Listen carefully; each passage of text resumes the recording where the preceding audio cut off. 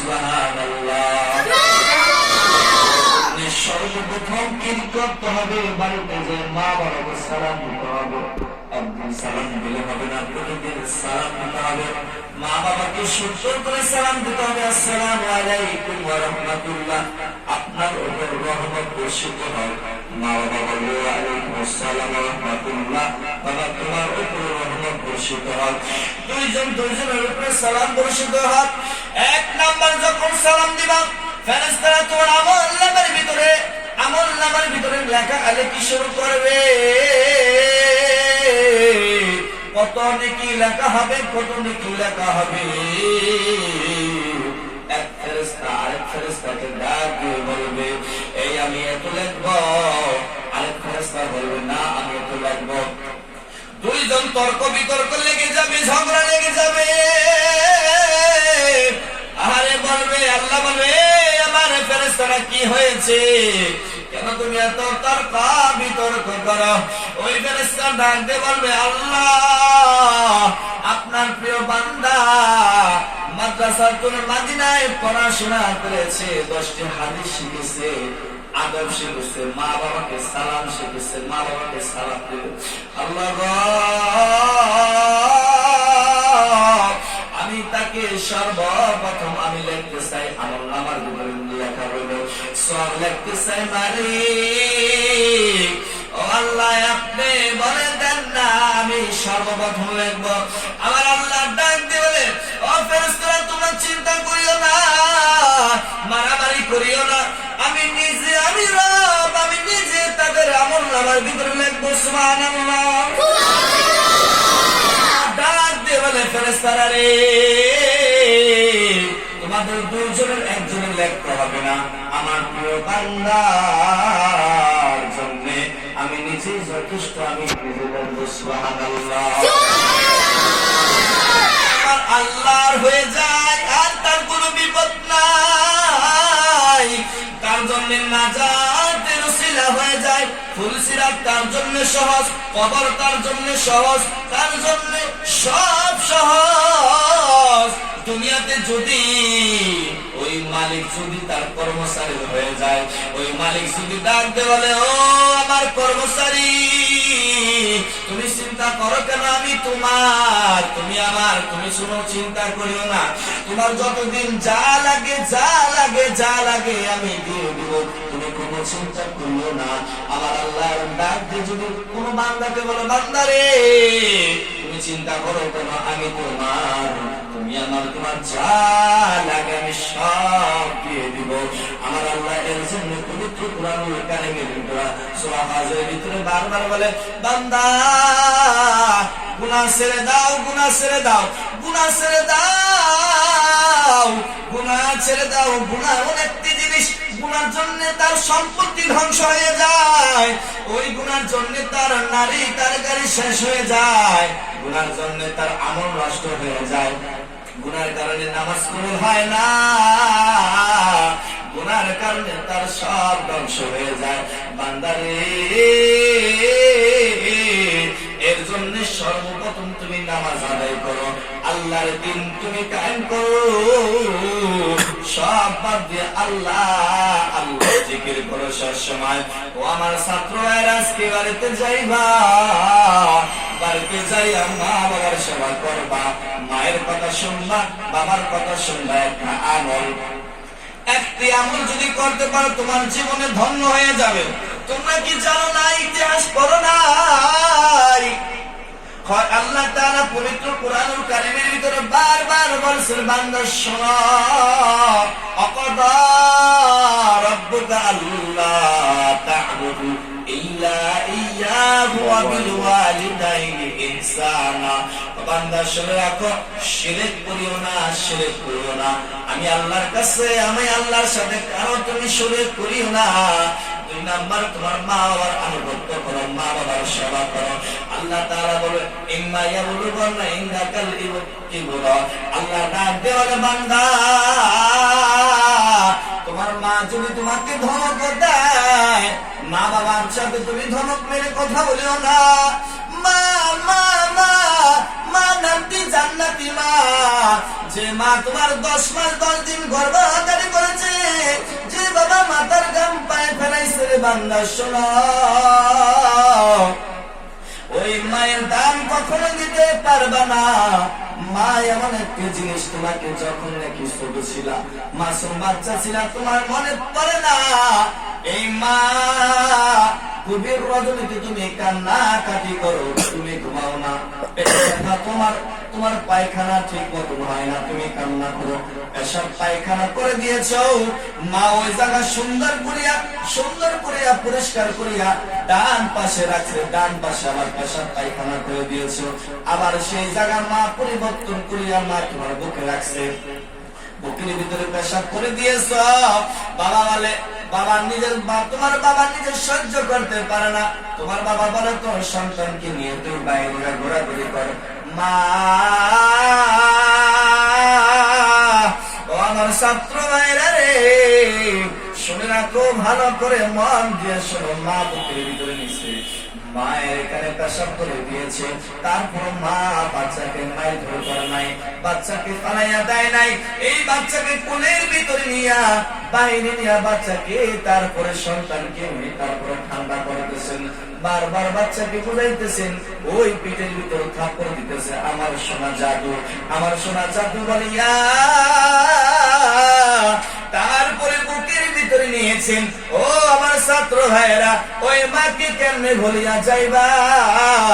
আজ থেকে ওয়াদা নাও, কখনো মা বাবাকে কখনো কষ্ট দিও না, মা বাবার মনে কষ্ট দিও না। মায়া অনেক জিনিস জান্নাতি নাম, মা নাম কি জান্নাতি নাম। ও আমার ছাত্র ভাইরা, আমার তো মা নাই, আমার তো বাবা নাই, মায়ের সাথে কখনো খারাপ ব্যবহার করি নাই, মায়ের সেবা করেছি, মাকে রান্না করিয়া খাওয়াইছি, বাবাকে রান্না করিয়া খাওয়াইছি, জীবনটা করিয়া মা বাবার সেবা যত্ন করিয়া দিয়েছি। আজকে আল্লাহ তাআলা আমি আব্দুল শাকুরকে সারা বাংলাদেশের মানুষ চিনেন, এমন কোন জায়গায় যাই নাই, মায়ের কথা বলি নাই, বাবার কথা বলি নাই, আমার মা নাই, বাবাও নাই, এতিম হয়ে গেছি। আমার মা একটি সমস্যা খাওয়ার জন্য আমার বলতো, বাবারে আমার একটি সমস্যা কিনে এনে দিও, তখন পকেটে টাকা ছিল না, মাকে কিনে দিতে পারি নাই, হাজার হাজার লক্ষ লক্ষ কোটি কোটি টাকার মালিক হয়েছি, কিন্তু মাও নাই, বাবাও নাই। এর জন্য বলি, সময় মা বাবার সাথে ভদ্র ব্যবহার করবা, মায়ের সেবা করবা, ওই মায়ের জন্য যতটুকু পারবা, মায়ের জামা কাপড় ধুয়ে দিবা, মায়ের মাথা আশ্রইয়া দিবা, মায়ের মাথায় তেল দিয়ে দিবা, দেখবা আল্লাহর আরশ থেকে আল্লাহ খুশি হয়ে যাবে, তোমার নবী খুশি হয়ে যাইবে। আমার নবী খালি কান্না করতেন, আমার নবী একদিন কান্না করে, নবী কেন কান্না করেন? আয়েশা সিদ্দিকা রাদিয়াল্লাহু তাআলা আনহাকে বলেন, ও আয়েশা, জানোনি আমার মা নাই, আমার তো বাবা নাই, আমার যদি মা থাকতো মায়ের কাছে বলতাম, আবু জাহেল আমাকে তো মায়ের ভয় করে, আবু লাহাব আমার এত মারে রে, আমি কার কাছে কোনো, আমার কেউ নাই। আয়েশা বলে, ও আল্লাহর নবী, আপনি কান্না করবেন না, আমি যতদিন আছি এই মদিনা মক্কা নগরের ভিতরে, এই মক্কা মদিনা নগরের কোন কেউ আপনারে মারতে পারবে না, নবী গো, আমার জীবন দিয়ে দিব, তারপরও আপনাকে ছাড়তে রাজি না। ও আমার বন্ধুগণ, ওই ওয়াসকুরনি একজন আল্লাহর ওলি ছিলেন, অনেক বড় একজন আল্লাহর ওলি, বুজুর্গ লোক ছিলেন।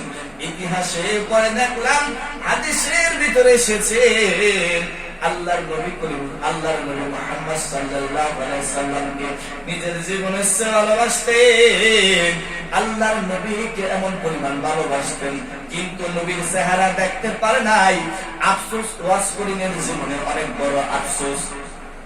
ওয়াজ করিমের সিডি লাগলেন, পয়গম্বর আরবি, ও আল্লাহর নবী, আমি আপনার আশিক, আমি আপনাকে ভালোবাসি নবী গো, কিন্তু আপনাকে দেখার জন্য, এক নজর দেখার জন্য আমি মদিনায় আসতে চাই, কিন্তু কি বলবো নবী গো, আমার মা বৃদ্ধ মা, আমার বাবা নাই, আমার মায়ের বয়স 100 উপরে গো নবী, আমার মাকে 3 বেলা আমার খাওয়াইয়া দিতে হয়, আমার মাকে গোসল করাইয়া দিতে হয়, সব কিছু করে দিতে হয়, আমি কি করব, আমি কি করব, আমি তো আমার মাকে রেখে আপনার কাছে আসতে পারতেছি না।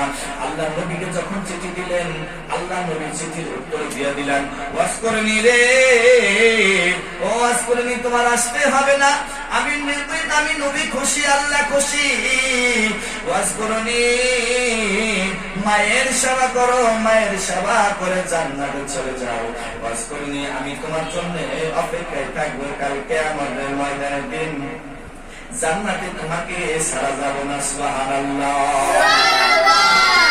ওয়াজ করনি, চিঠি পাইয়া এত খুশি হয়ে গেলেন, আমার নবী উত্তর দিছে, আমারে সারা জান্নাতে যাইব না।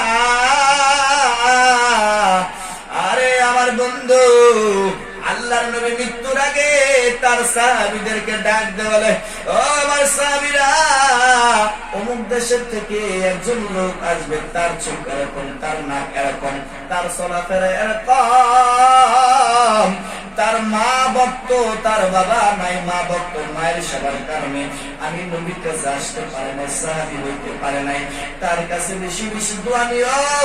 ওই হযরত ওমর ফারুক রাদিয়াল্লাহু তাআলা আনহু প্রতিদিন রাস্তার ভিতরে দাঁড়াইয়া থাকতেন, প্রতিদিন দাঁড়ায় থাকতেন, ওয়াজ করে কবে আসবে। ইয়ামিন থেকে যখন নাকি কাফেলা আসতো, তখন জিজ্ঞাসা করতো, ওয়াজ করেনি নামে এই লোক আছে নাকি? কিন্তু একদিন নয়, 2 দিন নয়, 3 বছর দাঁড়ায় ছিল, আহার আসে না। একদিন ওয়াজ করেনি, তখন কাফেলা নিয়ে আসতেছেন, আসার পরে হযরত ওমর ফারুক রাদিয়াল্লাহু তাআলা আনহু জড়াইয়া ধরে হাউ মাউ করে চিল্লায়া কান্না করে ওয়াজ করেনি, বলে, ভাই আপনাকে তো চিনতে পারলাম না, কেন কান্না করেন? ডাক দিয়ে বলে, ওয়াজ করনি, তোমার নাম কি? ওয়াজ করনি। হ্যাঁ, আমার নাম ওয়াজ করনি। ও ওয়াজ করনি, আমার নবী তোমার নামে বলিয়া গিয়েছেন, আমার নবী কান্না করেছেন। কি বলেন? আমার নবী আমার নামে কি বলে গিয়েছেন? বলে, কি জানোনি, তুমি নাকি জান্নাতি, মা বাবার মার সেবা করেছো, মায়ের সেবার করার কারণে আমার আল্লাহ খুশি হয়ে গেছে, নবী খুশি হয়ে গিয়েছে, খুশি হওয়ার কারণে আল্লাহর নবী কাল কিয়ামতের ময়দানে দিন তোমার জন্য, হাসরের ময়দানের দিন তোমার জন্য দাঁড়িয়ে থাকবে, জান্নাতের গেটের সামনে দাঁড়িয়ে থাকবে। বস করে নিকালে ঘুরাইয়া কান্না করে মাটিতে আমার নবী এই কথা বলে গিয়েছে। আমার কত ভাগ্য ভালো, আমার কত ভাগ্য ভালো, এই কথা কান্না করে। ওই সাহাবীরা ডাক দিয়ে বলতেছেন, ওমর ফারুক ডাক দিয়ে বলতেছেন, আল্লাহর কাছে দোয়া করো, আল্লাহ যেন আমাদেরকে মাফ করে দেয়। ওয়াজ করনি, আমার নবী নিজে বলে গিয়েছেন তোমার দোয়া নেওয়ার জন্য। ওয়াজ করনি বলে, আমি হলো একজন সাধারণ মানুষ, তোমরা হইল সাহাবী, আর আমি বুঝি দোয়া করবো। জি জি জি, তোমার কাছে দোয়া নেওয়ার কথা বলেছেন। ওয়াজ করনি 2 হাত উঠে বলে, মালিক গো, ও মালিক, তুমি মাফ করে দিও। আল্লাহ আমার নবীকে দেখতে পারলাম না, আল্লাহ আমি ওয়াজ করলাম যে আল্লাহ নবীর কাছে উঠতে পারি কাল কিয়ামতের ময়দানের দিন। দোয়া করে দিলেন। ও বন্ধু, ছাত্র ভাইরা, পেলে বুঝো, একজন লোক মায়ের সেবা করার কারণে আল্লাহর নবী নিজে পর্যন্ত তাকে জান্নাতে নিয়ে যাবে, জান্নাতে প্রবেশ করবে, তারে সারা জান্নাতে প্রবেশ করবে না। এই আমার ছাত্র ভাইরা, এর জন্য বেশি বেশি আল্লাহ তাআলার কাছে বেশি পানা চাইবা, মা বাবার সেবা করবা, মায়ের সাথে বেয়াদবি করবে না, বাবার সাথে বেয়াদবি করবে না, তাহলে কিন্তু ধ্বংস হয়ে যাবা। বাবার সাথে বেয়াদবি করবা? আর কখনো করবা? বাবার সাথে বেয়াদবি করা যাবে